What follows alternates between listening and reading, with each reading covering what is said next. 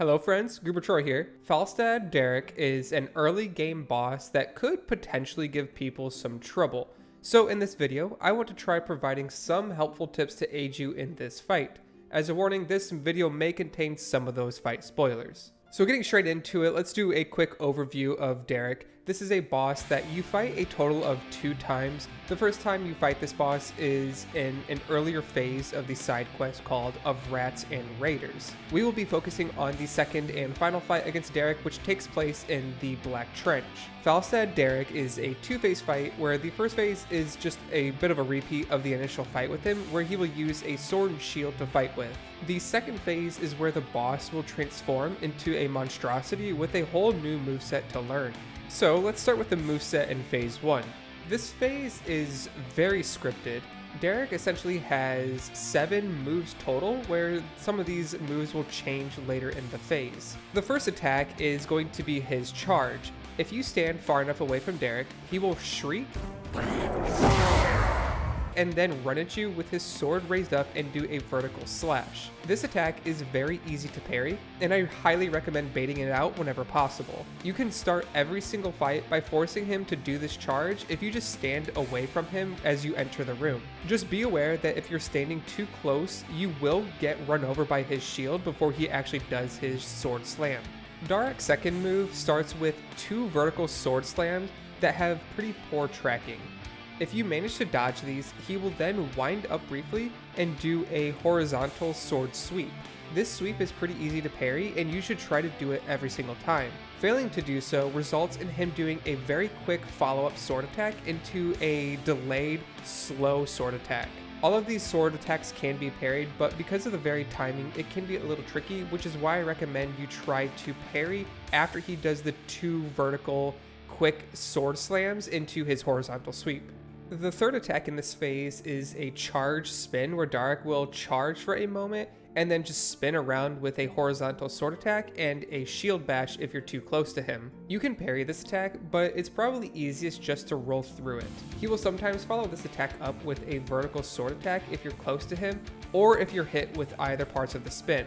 If you manage to keep your distance to avoid the attack or roll through it, you should be able to get an attack in and get some damage in.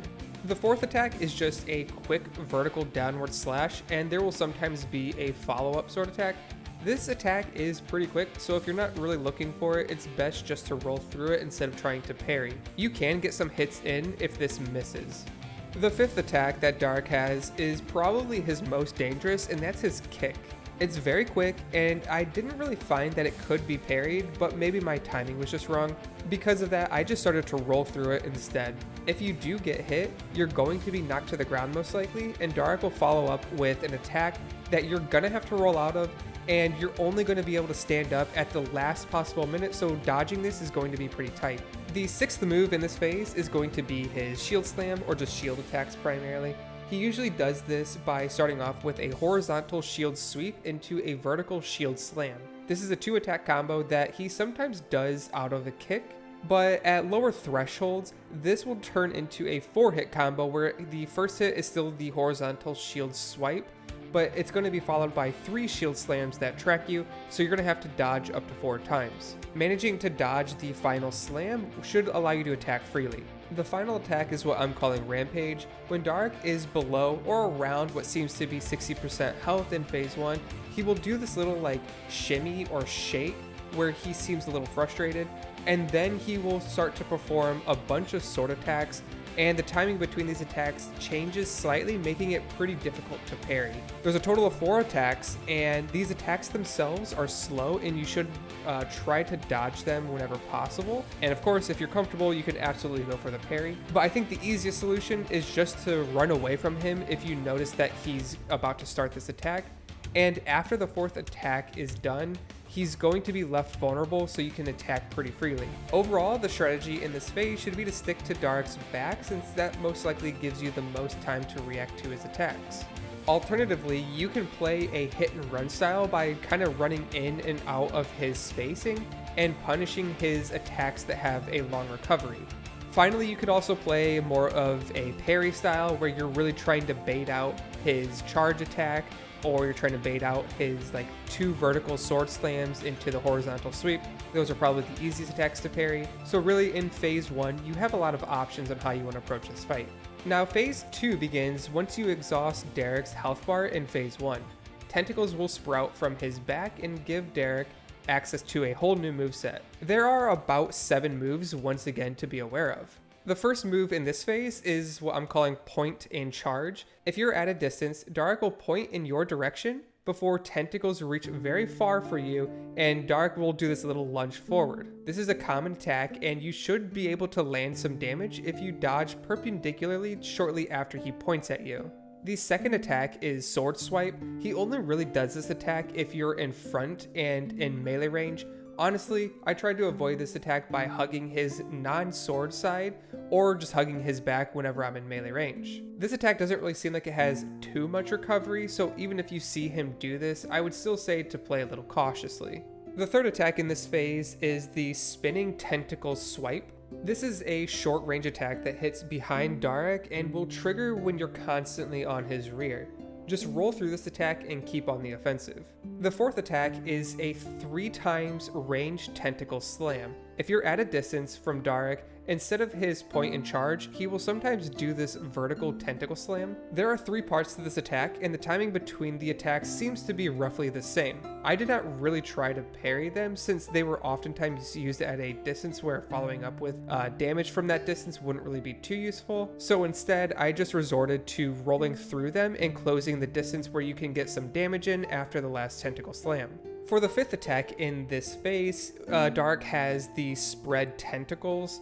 Darak will lean backwards and then jump into the air, while he then slams his tentacles into the ground in a fanned out formation. If you're able to guess where he's roughly going to land, you can roll through the attack and then you're free to deal a ton of damage to him. Honestly, I did not really find this attack very threatening, and if you're able to dodge it, you can get a lot of damage in since this attack has a long, punishable recovery. His 6th attack is another leap that's similar to that Spread Tentacle which we were just talking about, but instead, this one just results in him kind of cannonballing into the ground without the tentacle part. Similarly to the Spread Tentacles, you're able to get some damage in once he hits the ground.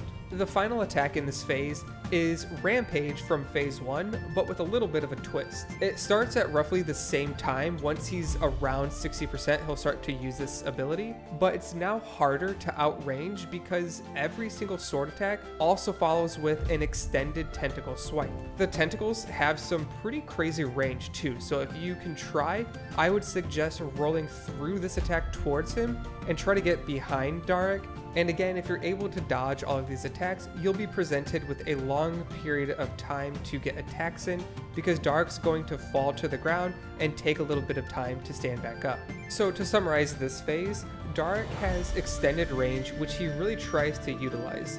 This means he will oftentimes try to backstep away from you and use his tentacles' range to deal damage to you. Fortunately, his tentacle attacks also seem to bring him into range of you, and they're almost all punishable. You really want to try to get the point and charge timing down so you can punish whenever he does this attack, because again, that seemed like it was going to be his most commonly used attack in this phase. But the most dangerous move is going to be his Rampage, and with the extra range that he gets in this phase, it makes it extremely difficult to dodge.